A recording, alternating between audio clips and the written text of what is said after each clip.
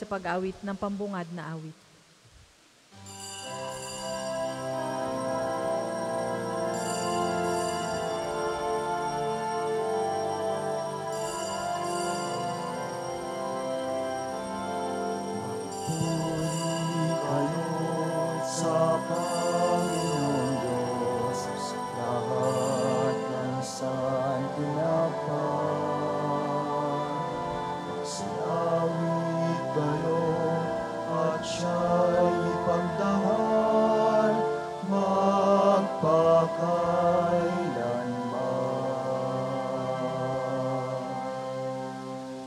Sa ngalan ng Ama, ng Anak at ng Espiritu Santo.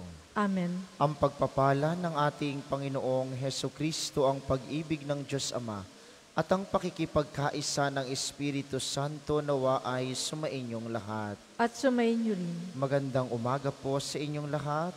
Magandang umaga rin po, Father. Welcome po sa parokya at pambansang dambana ni Santo Padre Pio. Ngayon po ay Miyerkules sa ika-16 na linggo sa karaniwang panahon. Kaysa ng lahat ng ating mga intensyon, ipanalangin natin ang lahat ng mga nagpamisa, lahat ng mga nagdiriwang ng kaarawan at anibersaryo sa araw na ito, ang mga patuloy na dumudulog kay Santo Padre Pio para sa kanilang mga kahilingan at karamdaman, para sa kapayapaan ng kaluluwa ng lahat ng ating mga yumao, at para sa mga labis na naaapektuhan ng mga kasalukuyang pagbagyo. Aminin natin ang ating mga kasalanan upang tayo'y maging marapat gumanap sa banal na pagdiriwang. Inaamin ko sa makapangyarihang Diyos at sa inyo mga kapatid na lubha akong nagkasala sa isip, sa salita at sa gawa, at sa aking pagkukulang. Kaya'y sinasamo ko sa mahal na Birheng Maria, sa lahat ng mga anghel at mga banal, at sa inyo mga kapatid na ako'y panalangin sa Panginoong ating Diyos. Kaawaan tayo ng makapangyarihang Diyos, patawarin tayo sa ating mga kasalanan, at patnubayan tayo sa buhay na walang hanggan. Amen.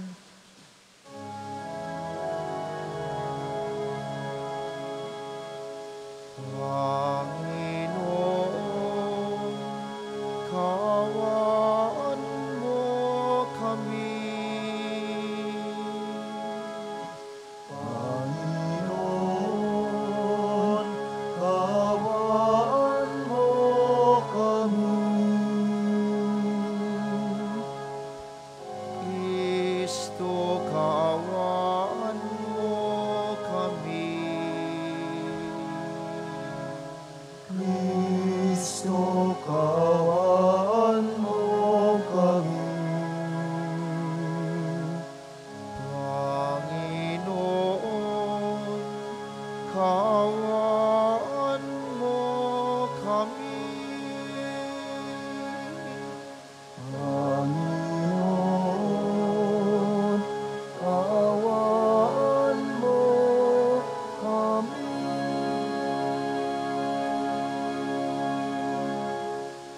Manalangin tayo.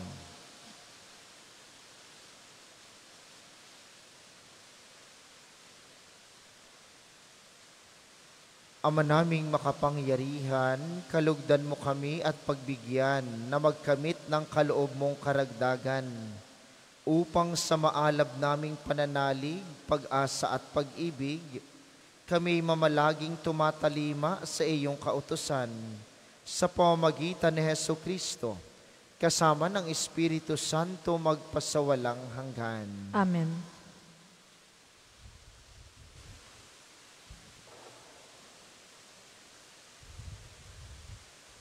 Ang simula ng aklat ni Propeta Jeremias.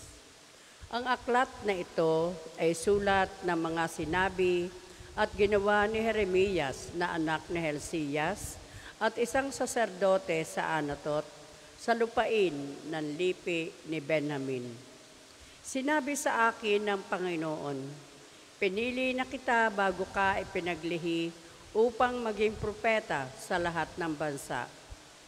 Sinabi ko naman, Panginoon, hindi po ako marunong magsalita, bata pa po ako. Subalit, sinabi niya sa akin, huwag mong sabihing bata ka, sinusugo kita, kaya't humayo ka. Ipahayag mo sa lahat ang aking iuutos sa iyo. Huwag mo na silang katatakutan pagkat ako'y isa sa iyo at iingatan kita. Akong Panginoon ang nagsasabi nito. Pagkatapos, iniunat ng Panginoon ang kanyang bisig. Hinipo ang mga labi ko at sinabi, Hayan, ibinibigay ko sa iyo ang dapat mong sabihin. Ibinibigay ko rin ngayon sa iyo ang kapangyarihan sa mga bansa at mga kaharian.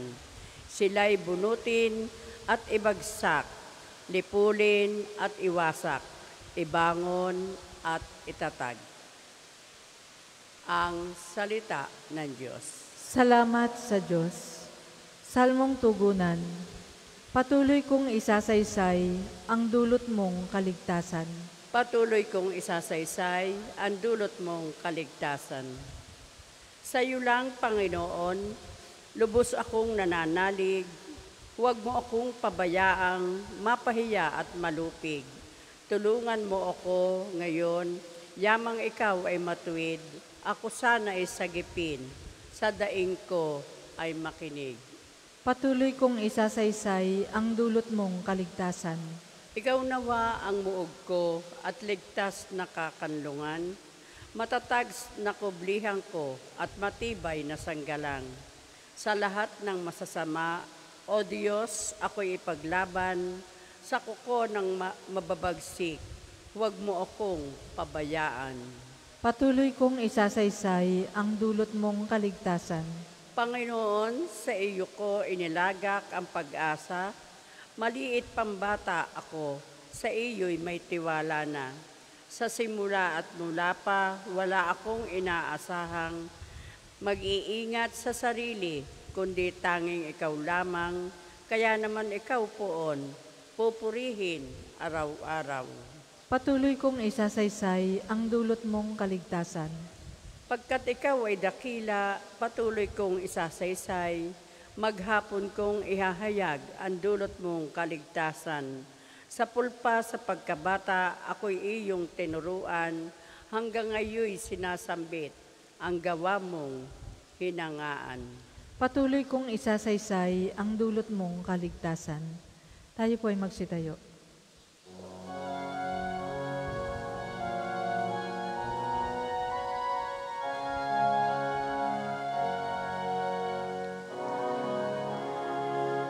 Hallelujah, hallelujah, hallelujah, hallelujah, hallelujah, hallelujah, hallelujah. Salita ng Diyos ang buto na tanim ni Jesucristo upang tumubo sa tao. Hallelujah, hallelujah, hallelujah, hallelujah, hallelujah, hallelujah, hallelujah. Sumainyo ang Panginoon. At sumainyo rin. Ang mabuting balita ng Panginoon ayon kay San Mateo. Papuri sa iyo, Panginoon. Noon ding araw na iyon, si Jesus ay lumabas ng bahay at naupo sa tabi ng lawa. Pinagkalipumpunan siya ng makapal na tao, kaya sumakay siya sa isang bangka at doon naupo. Nasa dalampasigan naman ang mga tao, at nagturo siya ng maraming bagay sa pamamagitan ng mga talinhaga. May isang magsasakang lumabas upang maghasik. Sa kanyang paghahasik ay may binhing nalaglag sa tabi ng daan. Dumating ang mga ibon at tinuka ang mga iyon. May binhi namang nalaglag sa kabatuhan. Sapagkat manipis lang ang lupa roon, Sumibol agad ang binhing iyon, ngunit nang napabilad sa matinding sikat ng araw ay natuyo, palibhasa'y walang gaanong ugat. May binhi namang nalaglag sa dawagan. Lumago ang mga dawag at ininis ang mga iyon. Ngunit ang binhing nalaglag sa mabuting lupa ay nag-uhay. May tig sa 100, may tiga-60, may tigta 30 butil ang bawat uhay. Ang may pandinig ay makinig.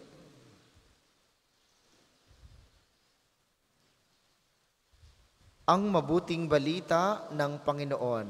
Pinupuri ka namin, Panginoong Hesukristo. Muli po isang maulang umaga sa inyong mga naririto sa atin sa pambansang dambana, gayon din sa mga patuloy na nakikiisa sa atin via live streaming, lalo tigit ang mga kababayan natin sa iba't ibang bansa. Natatanging panalangin para sa mga lagi nating kasama tuwing alas 7 ng umagang misa, ang mga nakikinig sa opisyal na himpilan ng radyo, ang 95.9 Radyo Totoo dito sa Batangas at mga karatig lalawigan. Ano pong klaseng lupa kayo? Sa mabuting balita, ibinibigay ang talinhaga ng maghahasik at ibinibigay ang iba't ibang uri ng lupa. Lupang nasa tabi ng daan, lupang mabato, lupang madawag, at ang matabang lupa. Sabi ng mga dalubhasa, ang uri ng lupa ay maihahalin tulad sa uri at ugali ng tao. Anong klaseng lupa tayo? Magkakaiba. May iba sa ating dahil sa dami ng problema, maituturing sa dami ng pinagdadaanan, masasabing ang kanyang lupa ay lupang madawag. Ang iba naman, maaaring mabato dahil sa mga nakapaligid na mga bagay na nagiging sanhi ng madaling pagkatuyo ng mga naitatanim dito. May iba siguro sa ating mabubuting lupa. May ilan din namang lupang nasa tabi ng daan. Sobrang laging mainit, sobrang laging nadadaanan. Hindi po binibigyang pahalaga kung anong uri ng lupa. Ang mahalaga, kahit anong uri ng lupa ka, pinagtataniman ka ng Panginoon. Yun ang mahalaga. Ang simbahan, tulad ng sabi lagi ni Papa Francisco, ay lugar para sa lahat, lalo na sa mga makasalanan. Ito'y isang napakalaking ospital para sa mga nagdudusa sa sakit ng kasalanan. At nagiging iba't ibang klaseng lupa tayo marahil sa ating mga pinagdadaanan, mga maling desisyon, mga maling pagpapahalaga, mga maling taong nakakasama, dahil sa kinamulatang kinamihasnan. Pero ang mahalaga po mga minamahal, sa ating lahat, ang Diyos ay nagtatanim. Sa ating lahat, ang Diyos ay pumapasok. Sa ating lahat, ang Diyos ay may pagkakataon para pahalagahan kung anong klaseng lupa tayo. Sa bandang huli, siyempre po laging mabunga ang maganda at matabang lupa. At yun ang hangarin nating lahat. Ang lupang madawag, ang lupang mabato, ang lupang nasa tabi ng daan, pwede rin namang maging matabang lupa. Lilinisin mo lang. Tatanggalan mo lang ng dawag. Tatanggalan mo ng bato. Paanyaya sa atin, sa banal na misang ito, pagsumikapan nating maging matabang lupa. Pagsumikapan nating palaguin ang halamang itinanim ng Panginoon sa atin. Palaguin ang pananampalataya, palaguin ang pag-asa, palaguin ang pag-ibig na galing sa Diyos.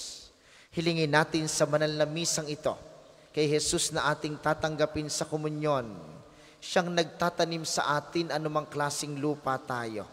Sabihin po ninyo, Panginoon, hayaan niyo pong lumago ang inyong itinanim sa aking lupa.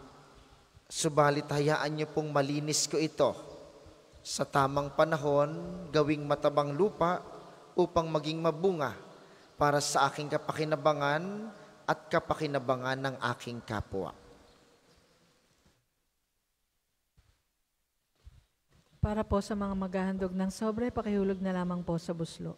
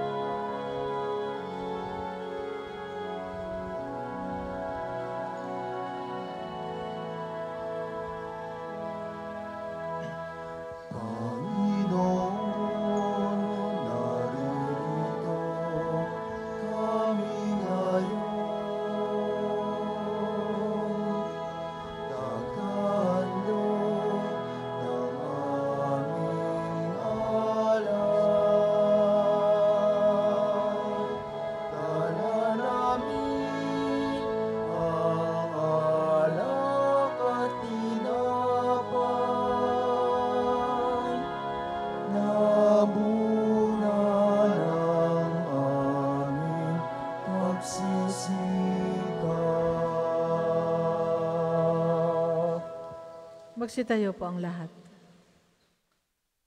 Manalangin kayo mga kapatid upang ang paghahain natin ay kalugdan ng Diyos amang makapangyarihan. Tanggapin nawa ng Panginoon itong paghahain sa iyong mga kamay, sa kapurihan niya at karangalan, sa ating kapakinabangan at sa buong sambayanan niyang banal. Ama naming lumikha, lahat ng iyong mga paghahaing ipinag-utos noong araw ay iyong pinagtibay sa isang haing hantungan ng tanan. Tanggapin ang ginaganap ngayon ng iyong mga lingkod at basbasan mo ito ng kabanalang gaya ng iyong kaloob sa mga alay ni Abel na lubha mong ikinalugod, upang ang mga handog ng bawat isang nagbigay para sambahin ang iyong ngalan ay magkamit ng karagdagan mong kasiyahan sa pamamagitan ni Hesukristo, kasama ng Espiritu Santo magpasawalang hanggan. Amen. Sumainyo ang Panginoon. At sumainyo rin. Itaas sa Diyos ang inyong puso at diwa. Itinaas na namin sa Panginoon. Pasalamatan natin ang Panginoong ating Diyos. Marapat na siya ay pasalamatan. Ama naming makapangyarihan, tunay ngang marapat na ikay aming pasalamatan. Pinagbibigyan mong ito'y aming maihayag kahit na ito'y walang anumang maidaragdag sa kadakilaang sa iyo ay likas. Sa pagpupuri namin ang nakikinabang ay kami ring iyong pinakikiharapan sa pamamagitan ng iyong anak na minamahal. Kaya, kaisa ng mga anghel na nagsisiawit ng papuri sa iyo, nang walang humpay sa kalangitan kami nagbubunyi sa iyong kadakilaan.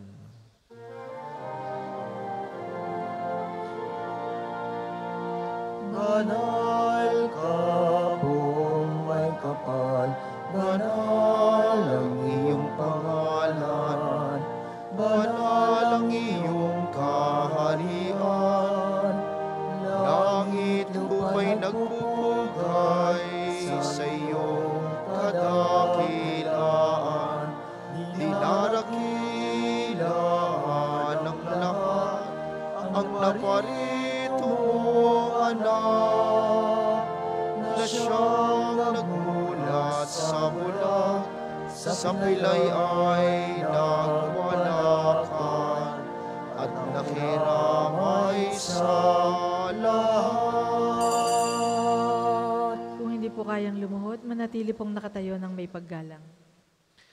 Ama naming banal, dapat kang purihin ang tanang kinapal sapagkat sa pamamagitan ng iyong anak na aming Panginoong Hesukristo at sa kapangyarihan ng banal na Espiritu ang lahat ay binibigyan mo ng buhay at kabanalan. Walang sawa mong tinitipon ang iyong sambayanan upang mula sa pagsikat hanggang sa paglubog ng araw, maihandog ang malinis na alay para sambahin ang iyong ngalan. Ama, isinasamo naming pakabanalin mo sa kapangyarihan ng banal na Espiritu ang mga kaloob na ito na aming inilalaan sa iyo. Ito naway maging katawan at dugo ng iyong anak at aming Panginoong Hesukristo na nag-utos ipagdiwang ang misteryong ito. Nung gabing ipagkanulo siya, hinawakan niya ang tinapay, pinasalamatan kaniya, Pinaghati-hati niya iyon, iniabot sa kaniyang mga alagad at sinabi, "Tanggapin ninyong lahat ito at kanin. Ito ang aking katawan na ihahandog para sa inyo."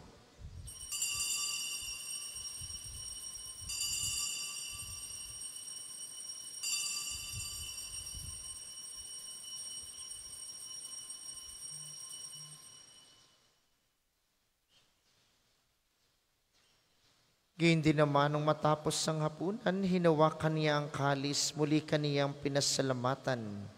Iniabot niya ang kalis sa kaniyang mga alagad at sinabi, "Tanggapin ninyong lahat ito at inumin. Ito ang kalis ng aking dugo, ng bago at walang hanggang tipan.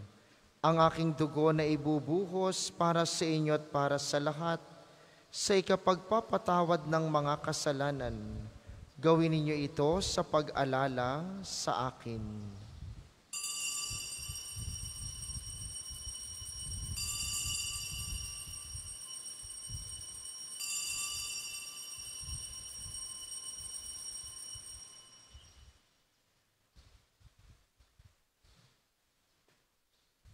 Ipagbunyi natin ang misteryo ng pananampalataya. Si Kristo'y namatay, si Kristo ay nabuhay, si Kristo'y babalik sa wakas ng panahon. Ama, ginugunita namin ang pagkamatay ng iyong anak na sa amin nagligtas, ngayon din ang kanyang muling pagkabuhay at pag-akyat sa kalangitan, samantalang ang kanyang pagbabalik ay pinananabikan. Kaya bilang pasasalamat, ngayon aming iniaalay sa iyo ang buhay at banal na paghahaing ito. Tunghayan mo ang handog na ito ng iyong simbahan. Masdan mo ang iyong anak na nag-alay ng kanyang buhay upang kami ipakipagkasundo sa iyo.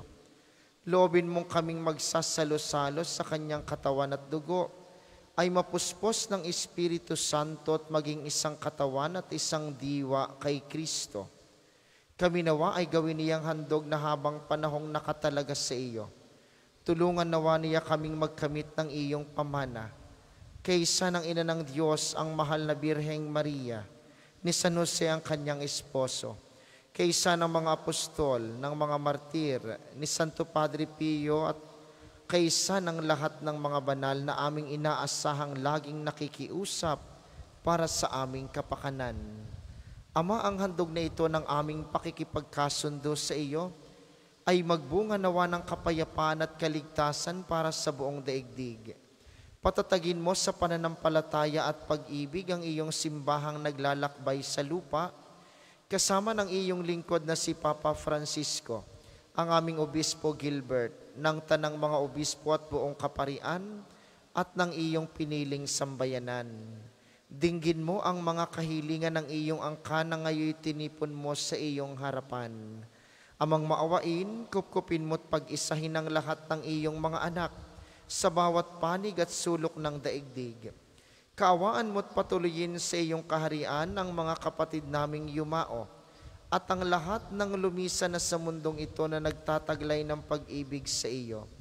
Kami umaasang makararating sa iyong piling at sama-samang magtatamasa ng iyong kaningningang walang maliw, sapagkat aming masisilayan ng iyong kagandahan sa pamamagitan ng aming Panginoong Jesucristo na siyang pinagdaraanan ng bawat kaloob mo sa aming kabutihan.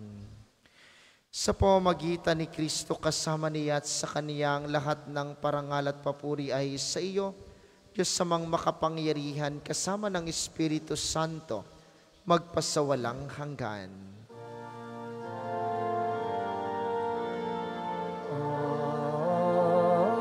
Amen, amen, amen,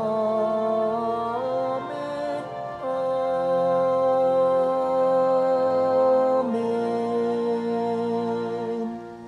Sa tagubili ng mga nakagagaling na utos at turo ni Jesus na Panginoon natin at Diyos, ipahayag natin ng lakas loob.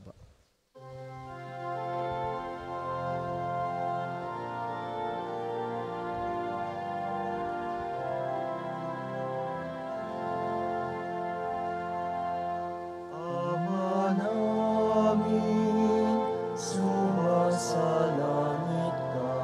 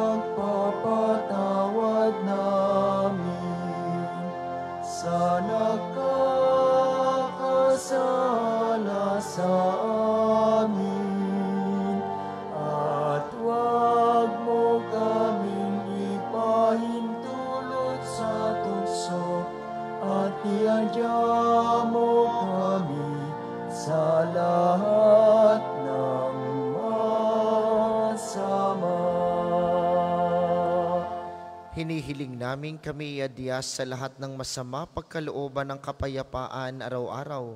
Iligtas sa kasalanan at ilayo sa lahat ng kapahamakan, samantalang aming pinananabikan ang dakilang araw ng pagpapahayag ng tagapagligtas naming si Hesukristo.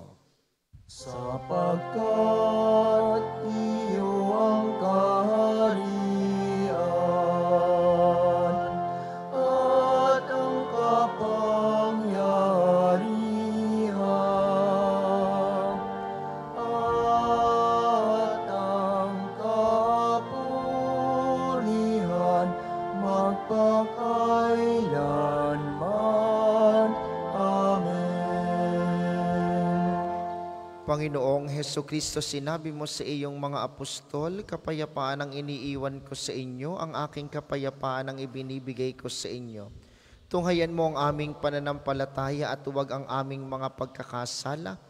Pagkalooban mo kami ng kapayapaan at pagkakaisa ayon sa iyong kalooban, kasama ng Espiritu Santo magpasawalang hanggan. Amen. Ang kapayapaan ng Panginoon ay laging sumainyo. At sumainyo rin. Magbigayan kayo ng kapayapaan sa isa't isa.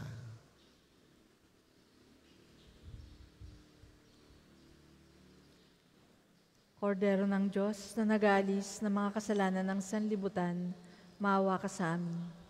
Kordero ng Diyos na nag-aalis ng mga kasalanan ng sanlibutan, maawa ka sa amin. Kordero ng Diyos na nag-aalis ng mga kasalanan ng sanlibutan, ipagkaloob mo sa amin ang kapayapaan. Kung hindi po kayang lumuhod, manatili pong nakatayo ng may paggalang.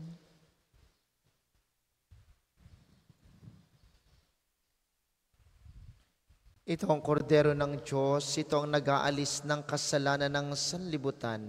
Mapalad ang mga inaanyayahan sa kaniyang piging. Panginoon, hindi ako karapat-dapat na magpatuloy sa iyo. Ngunit sa isang salita mo lamang ay gagaling na ako.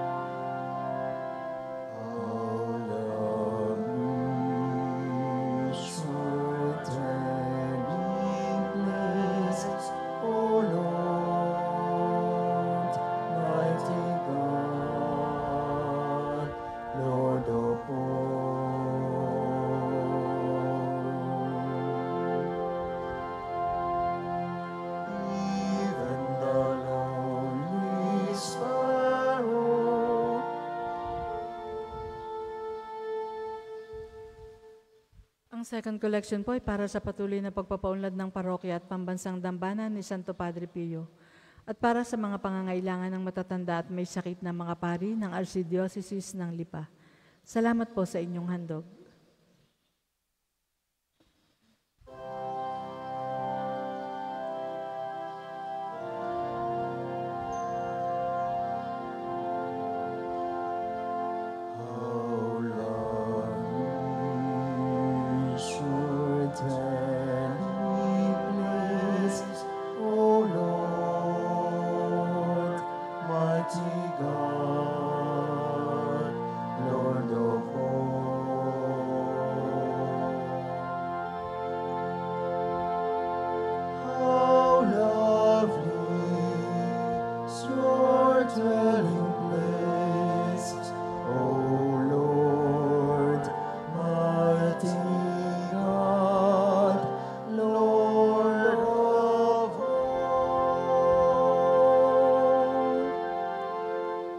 Po ay magsitayo.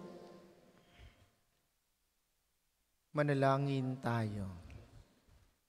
Ama naming mapagmahal, manatili kang kapiling ng iyong sambayanan na ngayoy pinapakinabang mo sa iyong sariling buhay. At gawin mong kami pasulong na makahakbang mula sa dati naming pagkamakasalanan patungo sa pagbabagong nagdudulot ng iyong kabutihan sa pamamagitan ni Heso Kristo, kasama ng Espiritu Santo magpasawalang hanggan. Amen. Panalangin ng pagtitiwala kay Santo Padre Pio, tayo pong lahat. Padre Pio, taga Pietrelcina, mongheng banal, pintakasing santo ng milenyong kasalukuyan, gabay namin sa pagtahak sa landasing makalangit, takbuhan sa pangangailangan, huwaran ng pagtitiis. Sa iyo namin inilalapit aming mga kagipitan. Sa iyo po ibinibilin kalusugan at kabuhayan.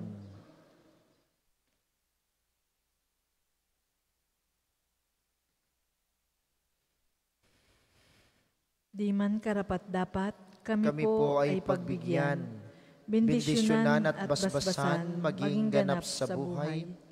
Lumayo nawa kami, umiwas sa kasalanan.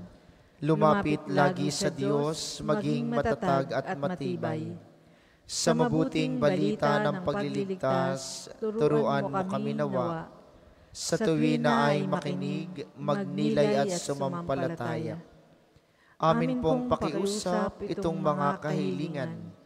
Puso ay nagsisisi, nagtitikang taimtiman.